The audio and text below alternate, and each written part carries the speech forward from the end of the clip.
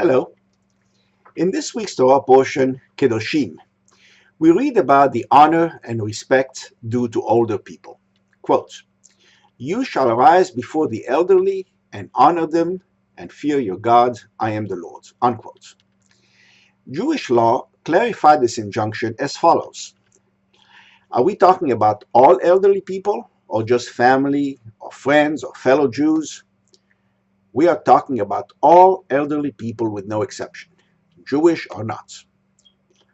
What is an elderly person? A person who is at least 70 years old, but some authorities say only 60. What does rise before them mean? It means when they are within 6 feet of you. When should you do it? Both when they come in and when they leave. What if they don't want you to? What if they don't want any fuss to be made about them? Then respect their wishes and don't do anything. What if they lost their mental faculties and are not even aware of your presence? You must do it still. The Talmud says, quote, Rabbi Yehuda says, "Be careful to respect an old man who has forgotten his knowledge through no fault of his own, because both the whole tablets of the law and the fragments of the broken tablets of the law were placed in the Ark of the Covenant." Unquote.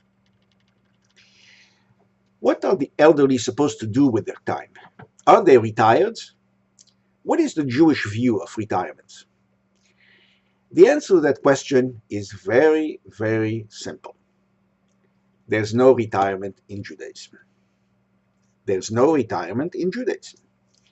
This does not mean you have to die at your place of work while earning a living. It simply means that you have to be useful to the very end in one way or another. Indeed, the elderly are a valuable commodity. In ancient days, people sought the elderly for their wisdom. Here's a touching example from the Zohar, the book of Jewish mysticism. Quote, "Rosh Hashanah is a day of judgment for those who have neglected the medicine of the Torah. Rabbi Shimon bar Yochai, the author of the Zohar, who lived in the 2nd century CE, and his son Rabbi Elazar were out walking one day, accompanied by Rabbi Abba and Rabbi Yosei.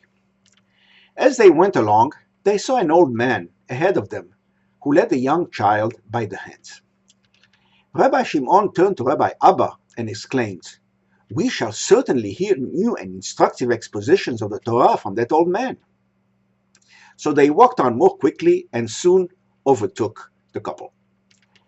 As they approached the old man, Rabbi Shimon said to him, 'Who are you?' The stranger replied, 'I am a Jew.' Rabbi Shimon said, 'We shall surely hear new interpretations of the Torah from you today. Where do you come from?' The old man answered, 'Until lately I lived retired from the world, a recluse in the deserts, where I studied the Torah and meditated on sacred matters. But now I'm moving to an inhabited area to sit in the shadow of the Holy One in these days of Tishri, the 7th month.' Rabbi Shimon rejoiced and said, 'Let us sit down, for surely the Holy One has sent you to us. But why are you now so far from your place of retirement, and why have you decided to live elsewhere?' The old man replied, 'I separated myself from the haunts of men in order to be better able to meditate upon the Torah and subdue the evil inclination. Besides, the words of the Torah can best sink into the soul there in the desert, for there is no light except what comes out of darkness, and no true worship except what comes out of evil, and no true good except what comes out of evil. Hence, the perfection of all things is attained when good and evil are first mixed, and then all becomes good. I remained in the desert all year, but now I am returning to an inhabited place where the worship of the Holy One for Sukkot is carried on.' The man then launched into a long mystical discourse, which is not our subject here. And at the end, the Zohar said, quote, 'Rabbi Shimon wept and rejoiced.' Unquote. Can you imagine the scene? Here you have the greatest scholars of their generation, and they rejoice greatly at the sight of an old man, confident that he has a lot to teach them, and approach him with great enthusiasm. Sadly, we do not find much of that today. The elderly are often marginalized. Ancient sources speak of the elders at the gate of the city. Elder, zaken, usually means old, but can also be men of status. Elders were the consulting body. They were considered wise, as testified by the prophets Ezekiel and Jeremiah. In the Mishnah, an elder was a scholar, for example, a member of the Sanhedrin or a religious court, Bet Din. The elders held meetings in the square next to the city gate. As an example, the Torah says, quote, "And if the man does not wish to marry his late brother's wife, then she shall go up to the gate to the elders and say, he refuses to raise a name in Israel for his brother, he will not perform his duty." Unquote. The Midrash adds that Israel cannot survive without its elders. Quote, Rabbi Akiva said, "Why is Israel compared to a bird? Just as a bird can only fly with its wings, so Israel can only survive with the help of its elders." Unquote. So the question arises, in today's society, what are elders to do in their retirement years? Meaning, when they can afford to live only on their savings. First, you must leave a legacy. 20th century Rav Yosef Soloveitchik says in his influential book Halachic Man, quote, "Halachic man received the Torah from Sinai not as a simple recipient, but as a creator of worlds, as a partner with the Almighty in the act of creation." Unquote. The Lubavitcher Rebbe adds that that's really what we all want to do anyway.